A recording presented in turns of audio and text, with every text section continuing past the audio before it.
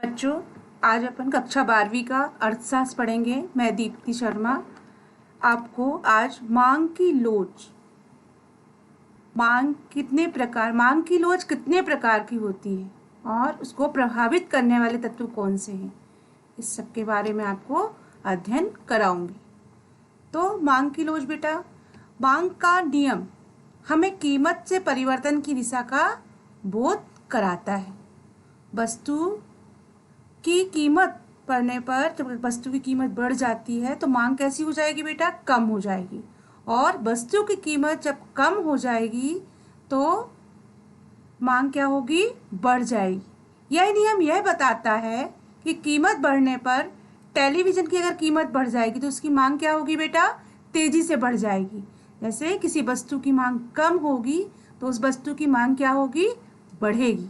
जबकि नमक की मांग, मतलब अपन जो डेली प्रतिदिन जिन वस्तुओं का उपयोग करते हैं जो अति आवश्यक है, उनका कीमत बढ़ने पर भी अपन उन वस्तुओं का उपयोग करते हैं। नमक की मांग कीमत बढ़ने पर भी क्यों कम नहीं होती? क्योंकि वह, दूसरे शब्दों में, मांग का नियम यह बताता है कि मांग में किस दर में परिवर्तन होता है। वह विराम इस समस्या पर विचार करने के लिए अर्थशास्त्रियों ने मांग की लोच पर विचार किया। फिर मांग की लोच का क्या अर्थ है और क्या परिभाषा है? मार्शल के अनुसार किसी बाजार में मांग की लोच का कम या अधिक होना इस बात पर निर्भर करता है कि मूल्य में एक निश्चित कमी होने के बाद, मतलब जो मूल्य है एक निश्चित मतलब कमी होने पर, कोई वस्तु की कमी होने पर मांग कैसी होगी बेटा? अधिक होगी। और जब मतलब कम और मूल्य में एक निश्चित होने पर मांग क्या होती है? घटती है। श्रीमती जॉन्स रॉबिन्सन ने अपनी परिभाषा दी है। मांग की लोच को गणितीय शब्द में परिभाषित करते हुए उन्होंने लिखा है कि मांग की कीमत लोन की थोड़े से परिवर्तन के परिणाम स्वरूप खरीदी गई मात्रा की अनुपातिक परिवर्तन को कीमत के अनुपातिक परिवर्तन से भाग देने पर प्राप्त होती है। मतलब जो कीमत है वो अनुपातिक परिवर्तन में, जो भी वस्तु पर मांगते हैं, मतलब खरीदी गई वस्तु मात्रा के अनुपातिक परिवर्तन और कीमत के अनुपातिक परिवर्तन में भाग देने से प्राप्त होती है। इस प्रकार मांग की लोच कीमत में परिवर्तन के परिणाम स्वरूप मांग की मात्रा में होने वाले परिवर्तन की माप है। ऐसे बेटा अपन ने मांग के प्रकार पढ़े थे। इसी प्रकार अपन मांग की लोच के प्रकार पढ़ेंगे। तो मांग की लोच के निम्नलिखित 3 प्रकार होते हैं। तो पहला है मांग की कीमत लोच, दूसरा है मांग की आय लोच और तीसरा है मांग की आड़ी लोच। कितने प्रकार की लोच होती है बेटा? 3 प्रकार की।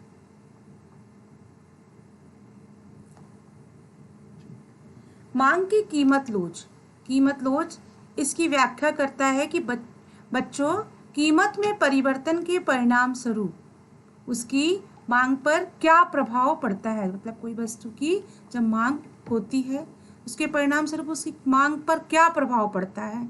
इस दृष्टि से ऊपर हमने मांग की लोच का अर्थ समझा।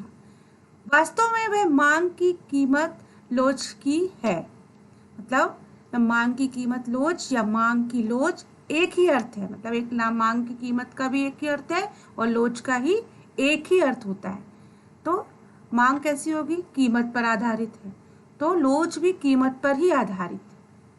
वह में प्रयोग किया जाता है। अर्थशास्त्र में इसका अधिक प्रयोग होता है। मांग की कीमत रोज कीमत में थोड़े से परिवर्तन के परिणाम स्वरूप क्रय की गई मात्रा में अनुपातिक परिवर्तन को कीमत में अनुपातिक परिवर्तन के भाग देने से प्राप्त होती है।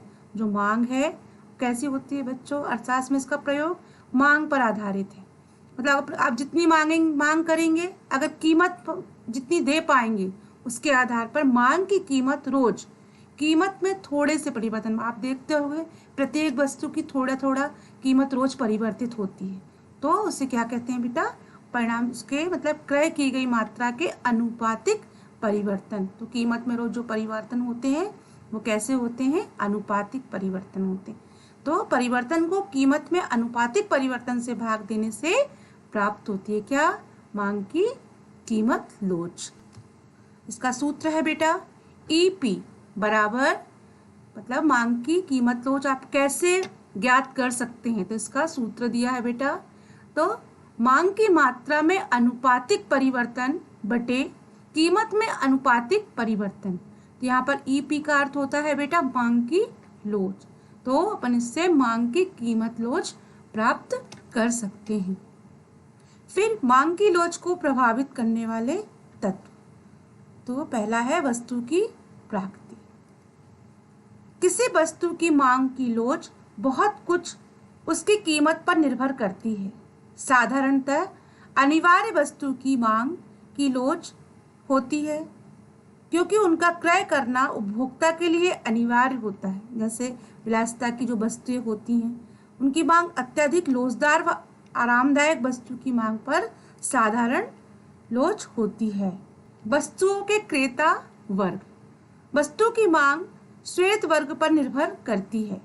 यदि कोई वस्तु ऐसी है जिसका उपयोग केवल धनी वर्ग, मतलब ऐसी कुछ वस्तुएं होती हैं बच्चों जो केवल धनी वर्ग के लोग ही उपयोग करते हैं, तो उस वस्तु की मांग पर विशेष प्रभाव नहीं पड़ता। जैसे कार हुई बेटा, हर कोई मतलब इसको अफोर्ड नहीं कर सकता, विशेष रूप से इसको मतलब, तो इस वस्तु की मांग पर कोई विशेष प्रभाव नहीं पड़ता।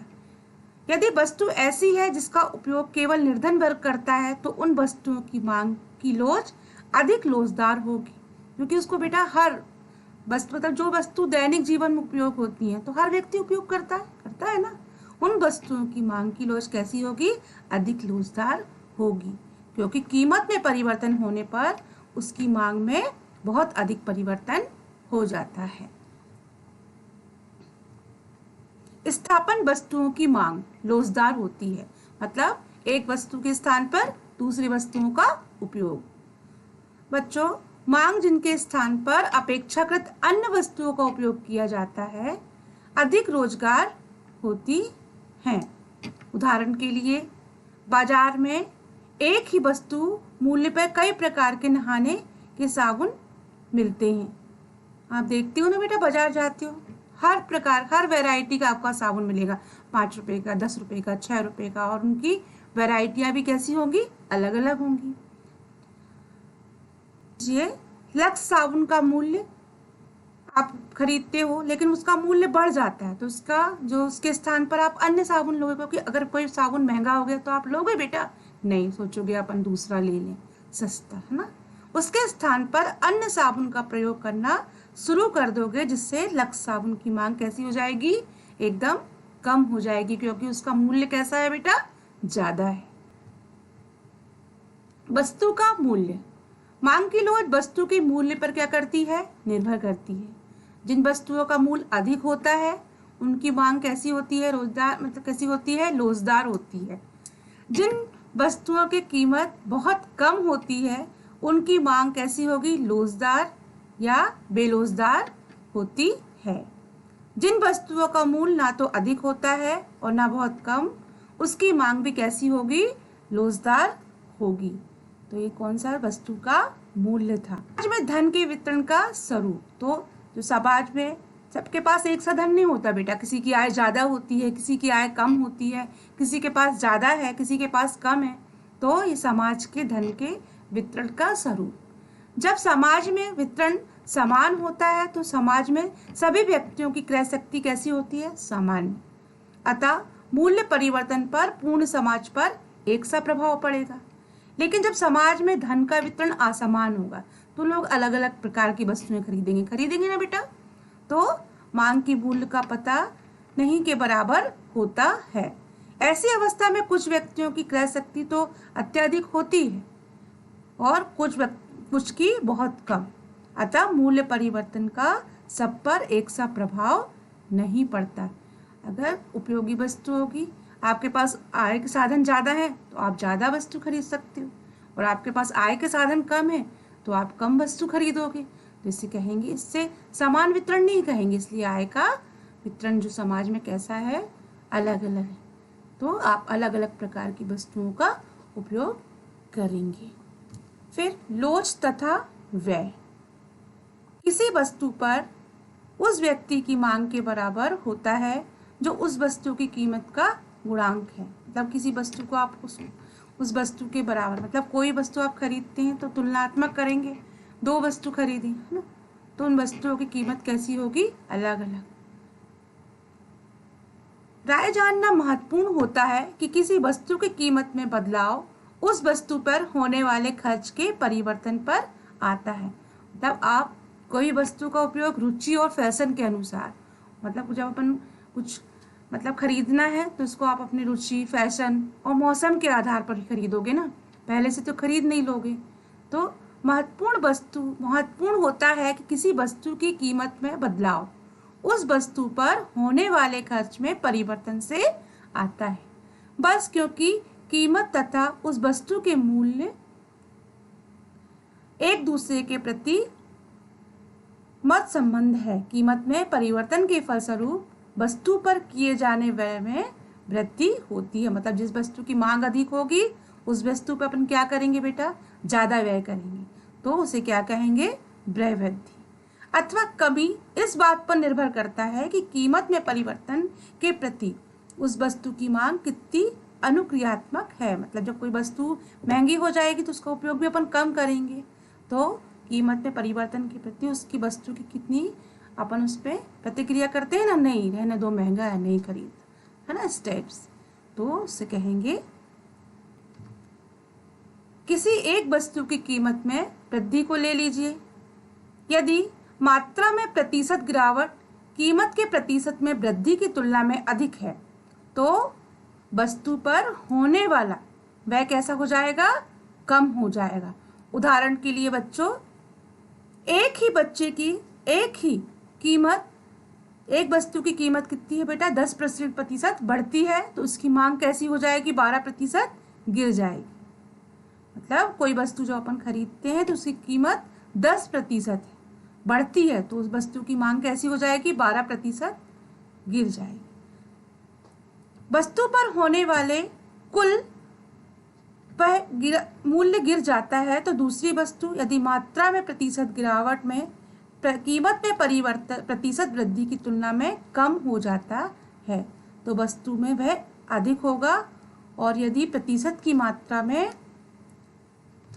कमी से प्रतिशत वृद्धि के बराबर होगा। मतलब जब कोई वस्तु की कीमत गिरती है तो उसके प्रतिशत वृद्धि भी कैसी हो जाएगी, उसके बराबर परिवर्तित होगी। अब गिरावट पर विचार करें तो प्रतिशत वृद्धि मतलब किसी वस्तु की मूल्य जब में गिरावट आती है तो उसकी तुलना में उसकी मांग कैसी हो जाएगी, अधिक हो जाएगी। और वस्तु का वृद्धि हो जाए, इसके विपरीत मात्रा में प्रतिशत में भी क्या आएगा, गिरावट। जब कोई वस्तु की कीमत बढ़ेगी तो मतलब वस्तु की वृद्धि होगी और उसकी मात्रा में क्या आ जाएगी, गिरावट। क्योंकि जब वस्तु का मूल्य कम होता है बेटा, लोग उसको ज़्यादा खरीदते हैं, इसकी मतलब वृद्धि की जो उसके विपरीत होते हैं कि उसकी मात्रा कैसी होती है, कम हो जाती है। इनकी तुलना में वस्तु पर किए गए व्यय में गिरावट आ जाएगी। यदि मात्रा में प्रतिशत में वृद्धि में मतलब किसी वस्तु की मात्रा की प्रतिशत में वृद्धि होगी तो कीमत में क्या हो जाएगा, गिरावट का सामना करना पड़ेगा और वस्तु पर व्यय अपरिवर्तित रहेगा। कीमत में परिवर्तन होने पर वस्तु के परिवर्तन विपरीत दिशा में आ जाएंगे। जब मात्रा में प्रतिशत में परिवर्तन कीमत में प्रतिशत में परिवर्तन से अधिक है अथवा वस्तु की कीमत 2000 है तो वस्तु पर व्यय में परिवर्तन तथा मध्य परिवर्तन तभी समान दिशा में रहेगा। जब केवल मात्रा में प्रतिशत परिवर्तन होंगे, मतलब अपन कोई वस्तु की मात्रा जितनी मात्रा में अपन वस्तु खरीदते हैं उसमें कीमत में भी क्या होते हैं, परिवर्तन हो जाते हैं। अर्थात यदि वस्तु की कीमत लोचहीन है तो वस्तु पर तभी अपरिवर्तित रहेगा, वह मतलब अपरिवर्तित रहेगा। यदि केवल मात्रा के प्रतिशत में परिवर्तन कीमत में प्रतिशत परिवर्तन के समान है। अतः यदि कोई वस्तु की इकाई वाली है बच्चों, मांग का नियम, मांग के नियम की परिभाषा, उसके अपवाद और मांग की लोच को प्रभावित करने वाले तत्व और मांग की लोच कितने प्रकार की होती है। अब आप इसके क्वेश्चन आंसर लिखेंगे कॉपी में और याद